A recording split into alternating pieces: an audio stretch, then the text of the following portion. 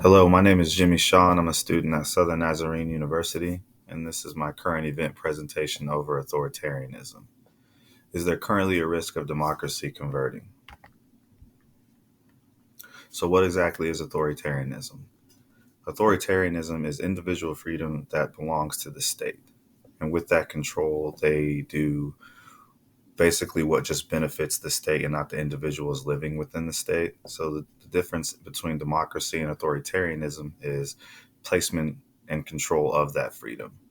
In a democracy, the individuals living within that are choice, freedom to choose what religion, free to choose the rights, what benefits them personally, versus that control of authoritarianism during authoritarianism, which would just strictly benefit those in power. So, what's exactly at risk of a conversion would be enlightenment, the free thinking and free choice to choose. Examples of countries under authoritarianism would be the People's Republic of China, which was established in 1949 to current present day. The ruling group is the Chinese Communist Party, which is the second largest political party in the world, which the ultimate goal is to have true communism there under the leadership of Xi Jinping since 2012. Another example would be Afghanistan, ruling 1996 to 2001, and then again 2021 to current present day. During 2001, the United States invaded Afghanistan, trying to implement democracy and peace. And then again, when the United States left in 2021, the Taliban regained control there. And their mission is to reform movement of Muslims who aim to return the founding scriptures of Islam.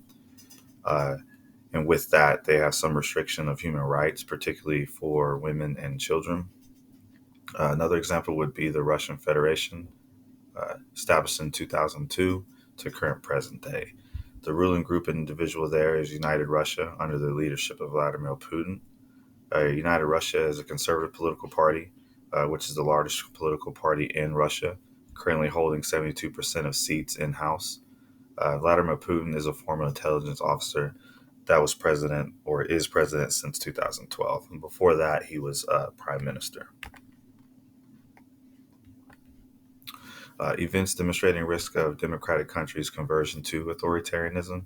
We'll start here within the United States. During the election process involving Dr. or Donald Trump taking seat, there was a negative effects that were brought to attention during for migration and immigration to the United States. And during that process, there were job security issues and decline of job opportunities. So um, that negative effect was essentially based on or placed on the immigrants that were migrating to the United States. And so then we have control of the media by both sides, interference with opposition campaigning, electoral fraud, and violence against the opposition. Another example would be Russian President Vladimir Putin's invasion on Ukraine. Russia Empire invaded Ukraine recently, trying to reunite the Russian Empire uh, and expanding their territory again. Some Russians didn't agree with that stance. In fact, nearly 15,000 Russians were detained just for peacefully protesting.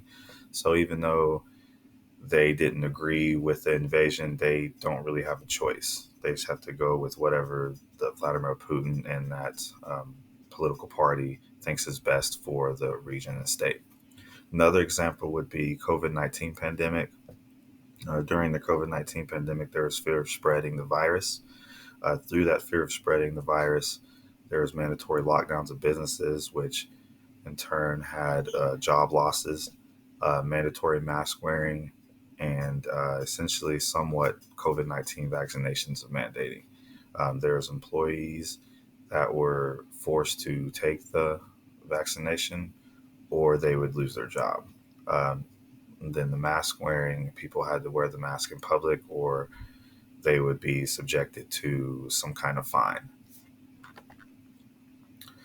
So, in conclusion, we're at a crucial time in the fight between democracy and authoritarianism.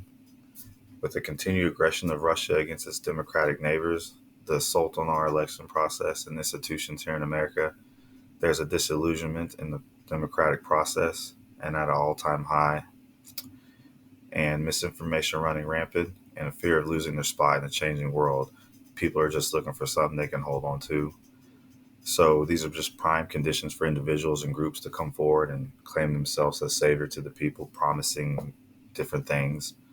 If democracy wants to remain the standard of governing system in the world, it will need to regain credibility, punish those that seek to destroy it, and protect itself from future attacks.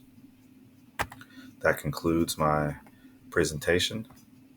I appreciate everybody watching.